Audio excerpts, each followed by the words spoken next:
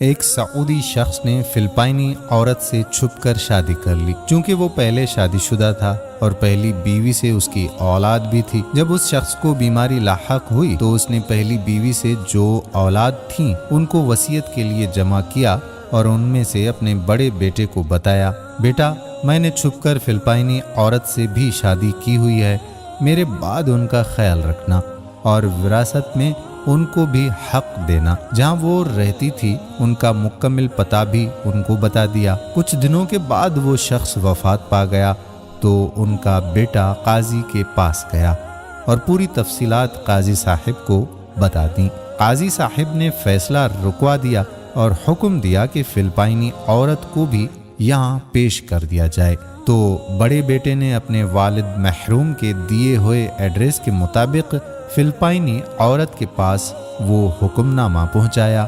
بڑی مشکل سے اس گلی میں پہنچا جہاں وہ رہتی تھی۔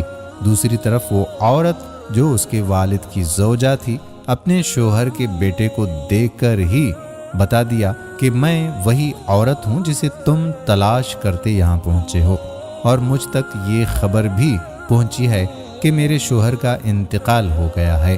تو بیٹے نے بھی ساری تفصیلات بتا دیں اور ان کو سعودیہ کی طرف سے سفر کے لیے قائل کیا اور اپنی دوسری ماں کو لے کر سعودیہ پہنچے اور سیدھا قاضی کے پاس گئے تو اس عورت کے حصے میں 8 لاکھ ریال آیا، اور ساتھ ہی قاضی نے یہ بھی حکم دیا کہ ان کو عمرے کی ادائیگی کے بعد فلپائن روانہ کیا جائے۔ واقعے کے ٹھیک 4 سال بعد بڑا بیٹا جب فلپائن اپنی دوسری ماں سے ملنے اور حال احوال پوچھنے کی غرض سے گیا تو وہاں پہنچ کر اس کو بہت تعجب ہوا اور اس سے کہا کہ ماں جی، اتنی بڑی رقم وراثت میں ملنے کے باوجود آپ پرانے خستہ حال مکان میں رہ رہی ہیں۔ ماں جی اس کا ہاتھ پکڑ کر ایک جگہ پر لے گئی جہاں ایک بڑا اسلامی ادارہ قائم تھا۔ وہاں حفظ القرآن کا شعبہ بھی تھا اور یتیم خانہ بھی موجود تھا۔ ماں جی نے کہا کہ بیٹا سر اٹھا کر ادارے کے پورے بورڈ کی طرف دیکھنا۔ بورڈ دیکھ کر بیٹے کی آنکھوں میں آنسو آ گئے، کیونکہ بورڈ پر ان کے والد کا نام لکھا ہوا تھا۔